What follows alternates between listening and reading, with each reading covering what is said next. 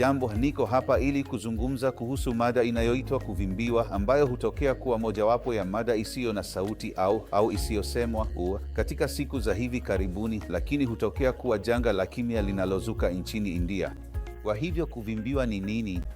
Kuvimbiwa kunamaanisha kuwa na choo kidogo, chache au kidogo katika wiki.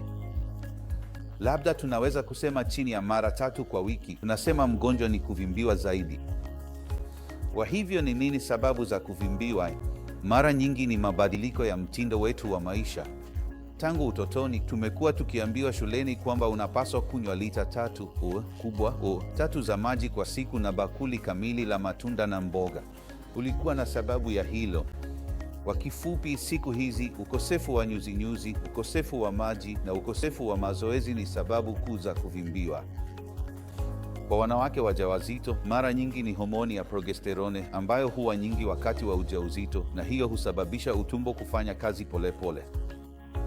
Na mara nyingi wagonjwa wa tezi ya thyroid pia hupata kuvimbiwa kwa sababu ya utumbo kufanya kazi kidogo.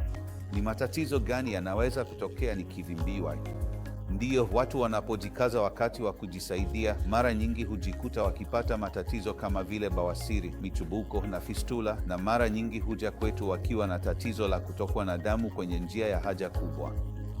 Kwa hivyo ninaweza kukusaidiaje kutibu kuvimbiwa kwako? Ni hapa katika hospitali ya maalum ya Apollo Vanagram. Tunaendesha zahanati ndogo inayoitwa Constipation Clinic, ambayo kwa sasa inaleta uhamasishaji nchini kote, ambapo tunatibu sio tu kuvimbiwa kwako, lakini sababu yako ya msingi ya kuvimbiwa na pia shida za kuvimbiwa, ama kwa upasuaji au matibabu. Asante.